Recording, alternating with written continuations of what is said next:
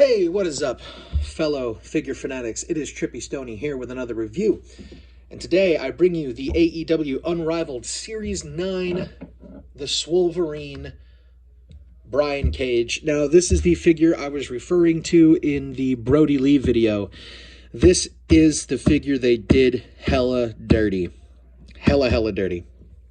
But we'll move on to that in just a minute, as we will look at the box first. Of course, it is the gold and black color scheme, whereas Brody Lee's has the blue and silver. Almost just gave away one of the reviews for later. But as you can see, Brody Lee's box is blue and silver, whereas the Unrivaled line, of course, is black and gold.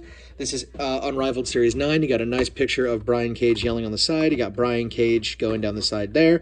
He is number 74 of the Unrivaled Series, Series 9. Brian on the back, of course.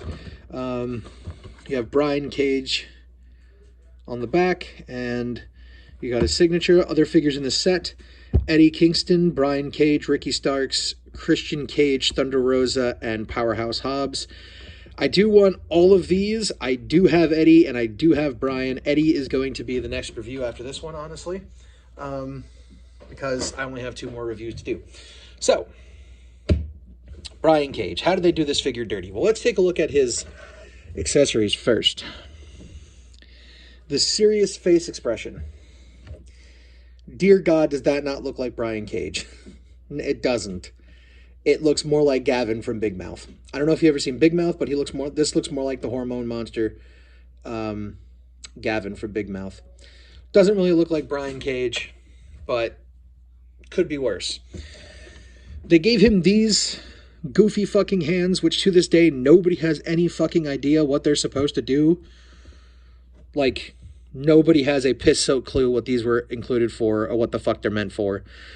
I have seen somebody, like, theorize that maybe it's to do, like, his across the throat thing. I don't know. Nobody knows what the fuck those are for. I'm never going to use them.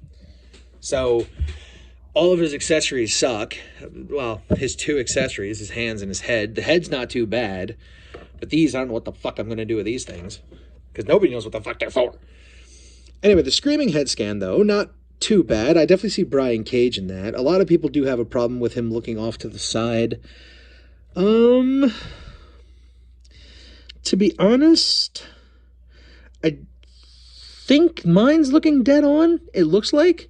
Maybe it has a little bit off this way, but not too bad.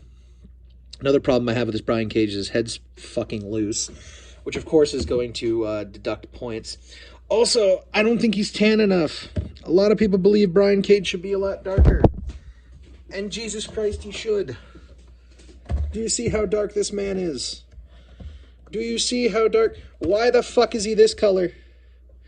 Like, he should be unmatched Series 3 MJF skin tone. Why the fuck is Brian Cage this pale? Oh, Jesus Christ. It's better than Figure Toy Company. It's better than Figure Toy Company. It's better than Figure Toy Company by a long stretch. I don't even want to start talking about Figure Toy Company. Those figures are fucking atrocious. You think the Super 7 figures are bad.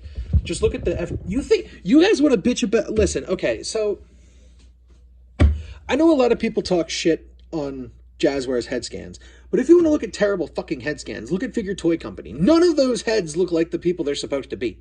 None of them. Dalton Castle, maybe. Kevin Steen, maybe. Nobody the fuck else. Nobody the fuck else. Jay White looks like complete shit. Looks like some no-name jobber. But anyway, outside of that, the attire looks really nice. More QC errors, though, because this logo is too far off this way. So that's another few points deducted. Of course, he does have these shitty rubbery joints that I don't even want to touch with a 10-foot pole. I did think that this torso was unique, although I do believe it is the same torso they gave Miro, along with the same arms, if I'm not mistaken. But other than that, no, this is a pretty damn good figure. You know, he's got the Cage logo there, and logos on his knees, and color on the kick pads like he's supposed to, and the logo's on the back.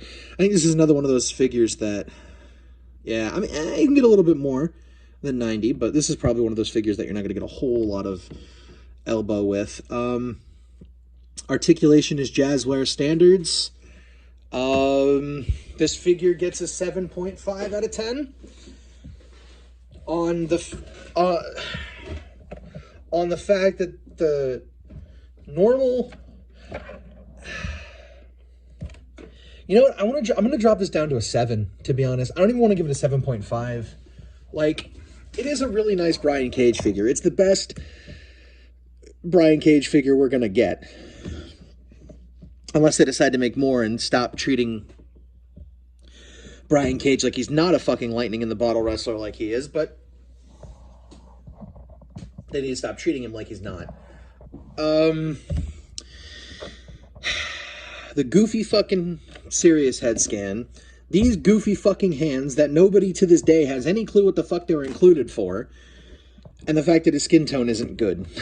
The fact that his skin tone's not accurate. And the stupid godforsaken rubber joints. 7.